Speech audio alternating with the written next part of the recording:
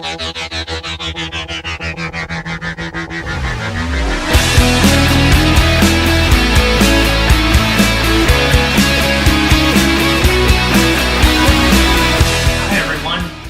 to the absolute last lesson that you will do in this class. Yay, get excited.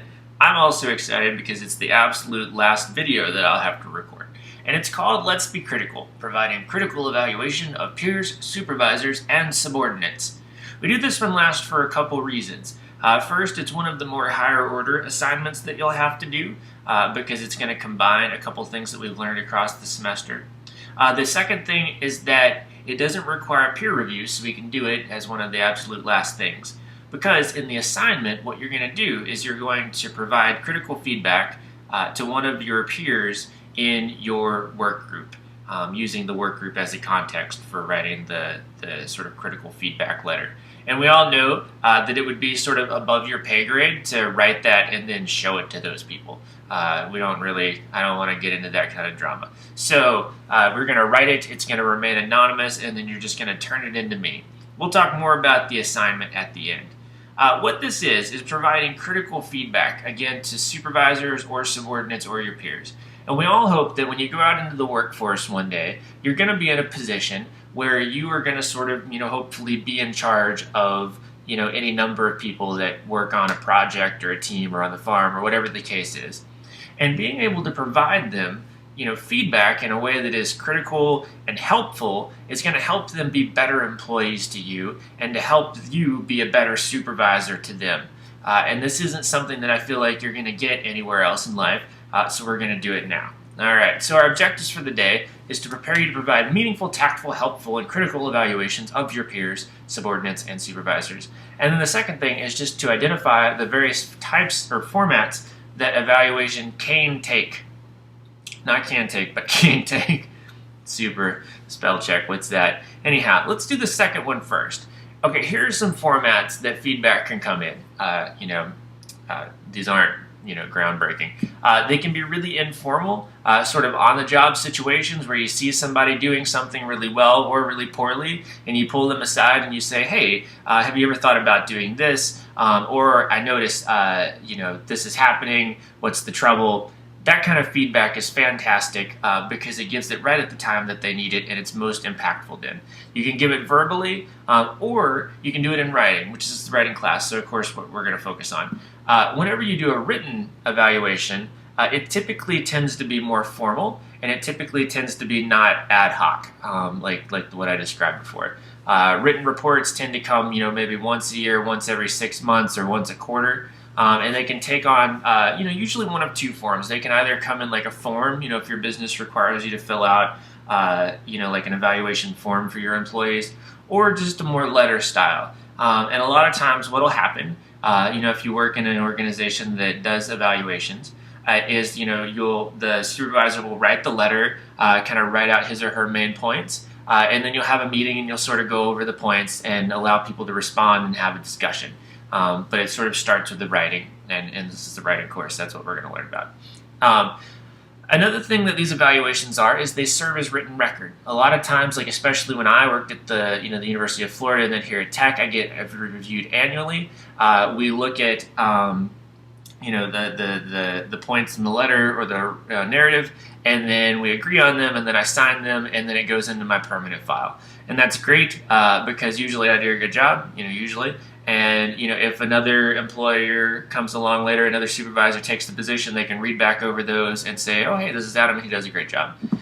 So whenever it comes in business letter format, it usually comes in the format that I've got laid out here, which is, there's usually an introductory paragraph explaining the context, 1 to 3 paragraphs of supporting material, which is just, your main points, and then a closing paragraph that reiterates the main points, closes with any sort of action that's going to be taken as a result of this evaluation. It's a business letter, standard block left format, just like you've done a couple times across this semester. The difference here is the content.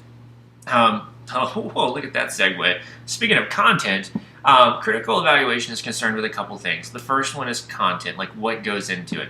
So what do you say? What specific instances have occurred?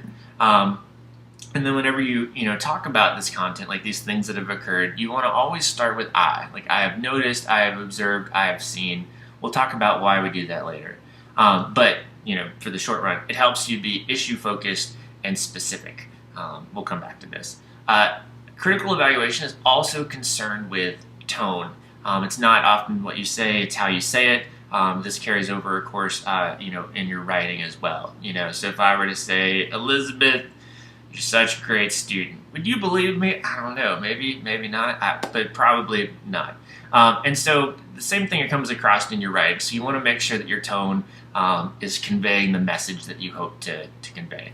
And again, your content won't be received well if your tone is not appropriate. And the purpose of evaluation, like as a practice in business, is to help somebody improve.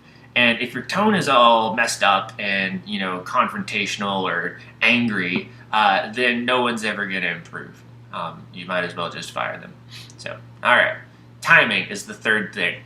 You can do it what we call ASAP, as soon as possible. That's kind of the more informal sort of, talking about that we talked about earlier, where you kind of pull them aside and say, hey, you could do this better. Hey, you're doing a great job. Whatever the case is.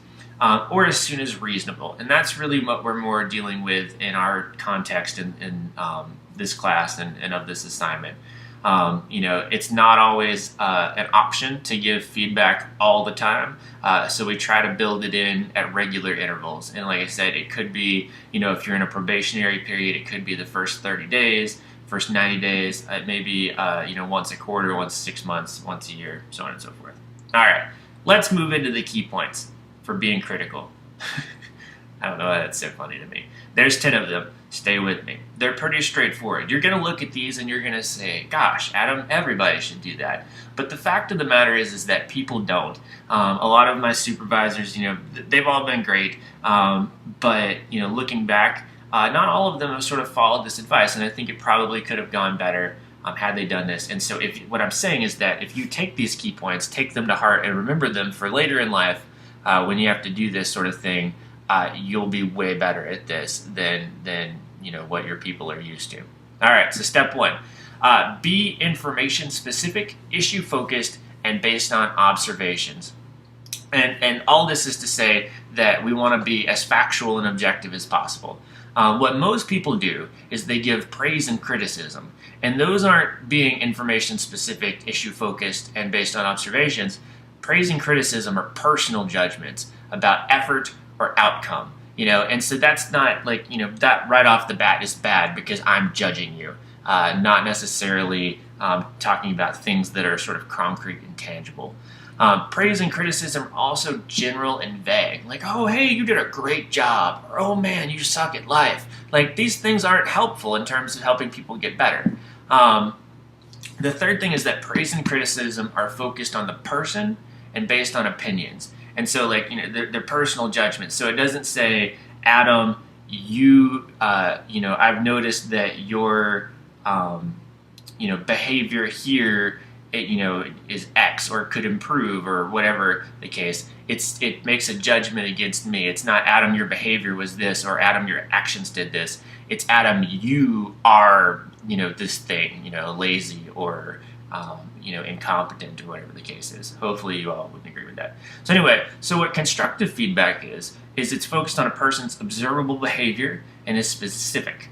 And we'll talk more about this. All right, so step 2, and this seems like it should be, a pretty normal thing, but a lot of times people, when they deliver information, they kind of beat around the bush because they're not comfortable with, providing feedback. They're not comfortable with sort of being in a supervisor role. But if we approach it from the sense that we're all here to help, the employee get better, then that makes it a little bit easier, I think. And so you just need to, work on being straightforward with delivering your points, whether they're negative or positive, and just give it in an honest and caring sort of manner.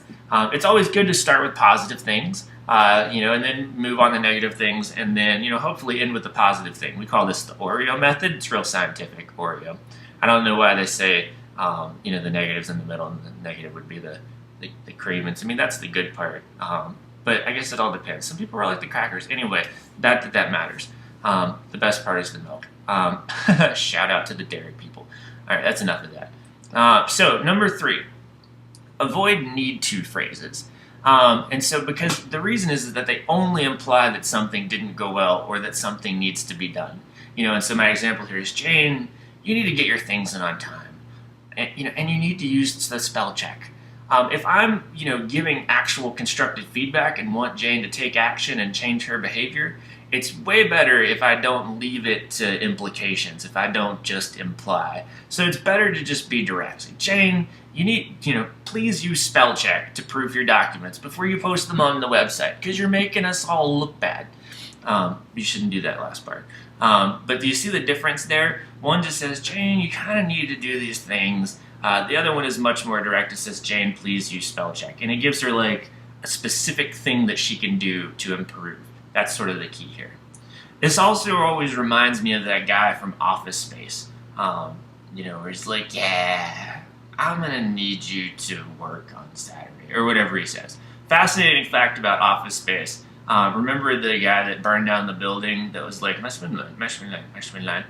They painted the stapler red so that it would stand out in the movie. At the time, Swinline didn't actually make a red stapler, but because of the movie, they brought them into production. This is a fact that I learned on the internet. It may or may not be true. Number 4, be sincere and avoid giving mixed messages. So this is more sort of, straight to the point. Don't beat around the bush. Don't be afraid to give feedback, sort of things. So say what you mean, but say it with care and respect. And avoid using yes, but constructions. And so this would be like, yes, you're doing a great job, but there's the other things. Because what it does is it sends a mixed message. And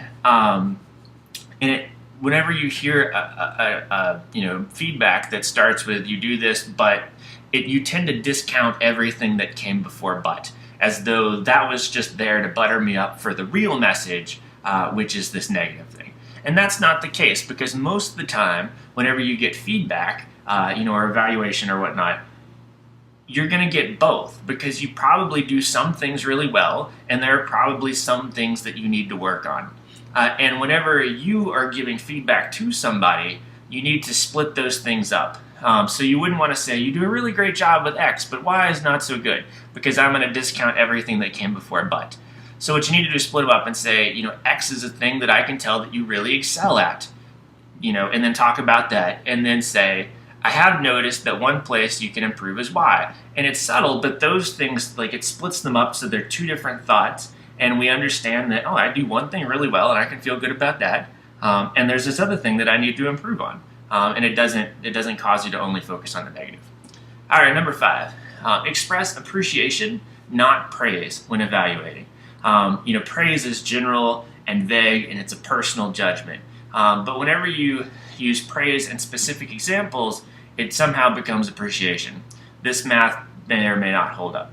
But so, if I was like, John, you're awesome, good job, what does that help them with? Nothing at all. But if I come back and I combine it with specific examples, of how, like specific, observable, tangible behaviors, and I say things like, John, your handling of all the processing work while Sue did the callbacks made for an efficient effort and showed good teamwork. Everything you did was accurate as well. Thanks so much, you're a baller. Anyhow, nobody actually talks like that, but, hopefully, hopefully you don't talk like that. But, you can see that if I'm John, I feel really good now, and I know what I'm supposed to feel good about.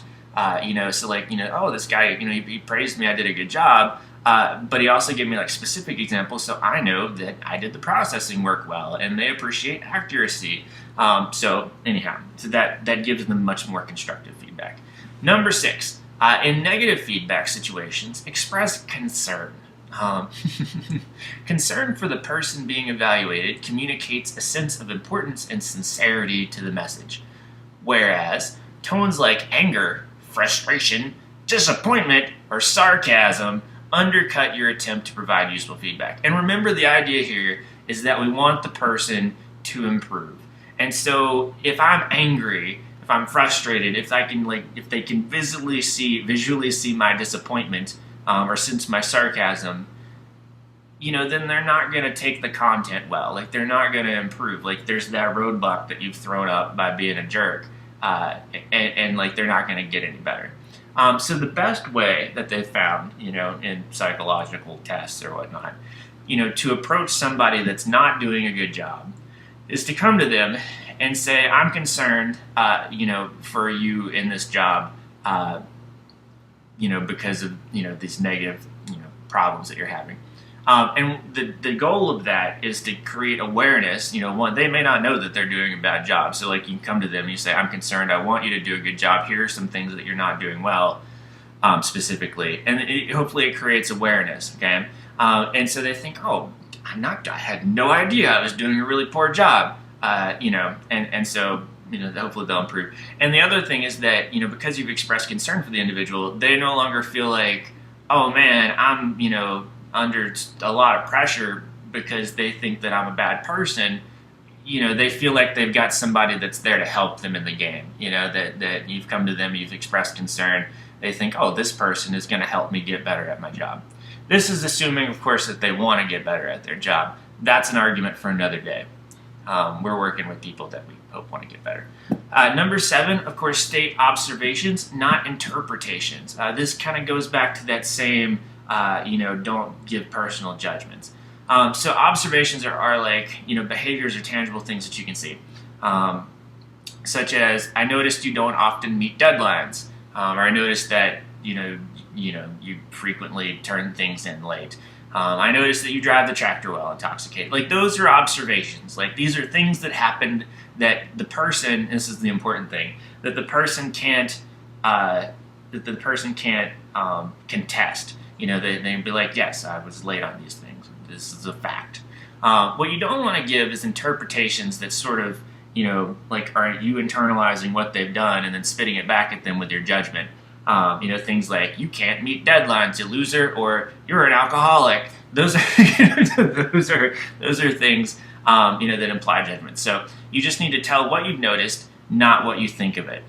And so if it's an example of you and your group, like, you wouldn't say, Johnny is not a productive member of the group because he's lazy and doesn't appreciate the effort that the rest of us put in. Like, that's not critical, feedback. You would say something to the effect of, Johnny, I hope we don't have a Johnny in the class. Johnny wasn't able to turn in assignments. Johnny didn't reply to emails, within the 24-hour time frame that we had established. Johnny was absent for 3/4 of the semester. Like, these are all things that we can look at and say, yes, this happened. And they're more factual and not judgmental. Hopefully that makes sense to everybody. Number 8 is really important because this is the thing that people do.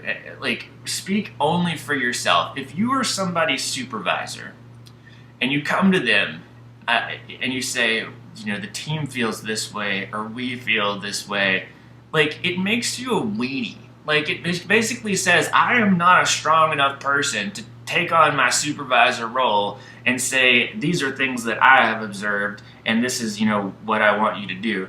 It sort of like falls back on, this sort of group mentality that, it's not just me. Everybody thinks the same way. Don't be that guy. The other thing, the actual important thing here is that it makes, the individual in question feel ganged up on. They're like, oh, well, the whole team doesn't like me, or the whole team, feels that I'm bad at my job. It puts them on the defensive, which again isn't, helpful in terms of helping them improve. And it makes them feel ganged up on. And they maybe feel that everyone's talking about them, and then boom, you've created sort of like a hostile, unpleasant place to work where there's, intrigue and talking behind water coolers and all this good stuff. So just come right out and say, like, I'm the supervisor, these are my observations, and you and I are going to work through this. Okay? Great, super. All right, number 9, know your come from. And then for some reason I have 3. Oh, no, that's right, the quotations at the end. Anyway, so think about, this is sort of a reflection thing for you to do. Your emotional situation, from where you're coming from whenever you do this evaluating. Are you doing it out of obligation because you have to do this once a year? Are you doing it out of anger or frustration or disappointment because this person just can't get it together, and so, you're having this talk, because you're just, you've got to do something, you don't know what to do, and this seems like a thing to do. Or, hopefully, are you doing it out of concern, or are you doing it out of, caring because you want them to succeed in this job? Hopefully it's the latter two. If you're not, then maybe this isn't the thing to do right now. Okay, number 10, ask how you can be supportive. This is the best thing to do at the end of the talk. Like if you're looking for a way to sort of close out your talk, talk about the positive things, talk about the things that they can improve on, and then ask them, A, what they think they can do to improve, but then B, also how can you be of help to help them, improve. And again, this shows that you're concerned and that you want them and the team to succeed, because typically you work in like a team environment. And then ask them to think about how they need to be supported.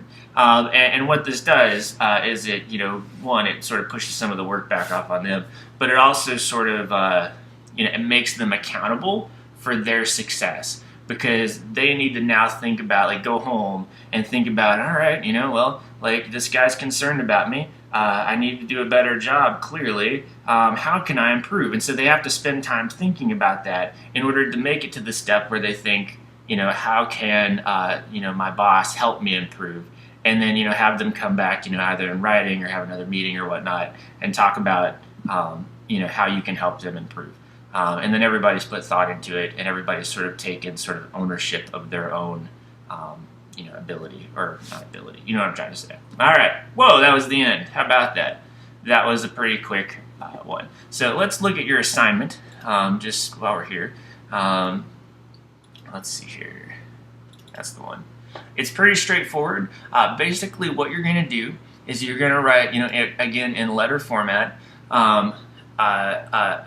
pick one of your group members, and then what you're going to do is you're going to write to me. So address your letter to this, this address right here, and write about, again, only one of your peers in your group, and then sort of critique them, as though, and this is kind of the stretch for this assignment. This is the only way that I know how to make it work. Write it to me as though I am your supervisor, and you're, sort of critiquing your peer. So give me constructive feedback about, their behavior in the group. And it would, it doesn't have to, you don't have to pick like the group member that is really terrible and then focus on them and write like a really nasty letter.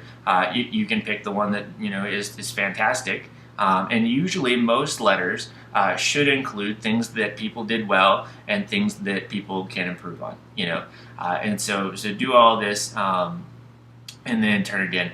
You'll submit it via Scholar, just in case you're worried, like at no point will I be sharing these with the members of your group. In fact, this assignment will be due after we finish our class meetings.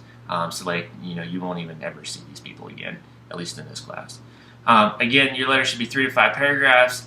It can be 1 page. It can go over and become 2 pages if you want to. It's not necessary, but if you find that you run over on the 2nd page, that's also okay. So if you have any questions, I'll talk to you in class.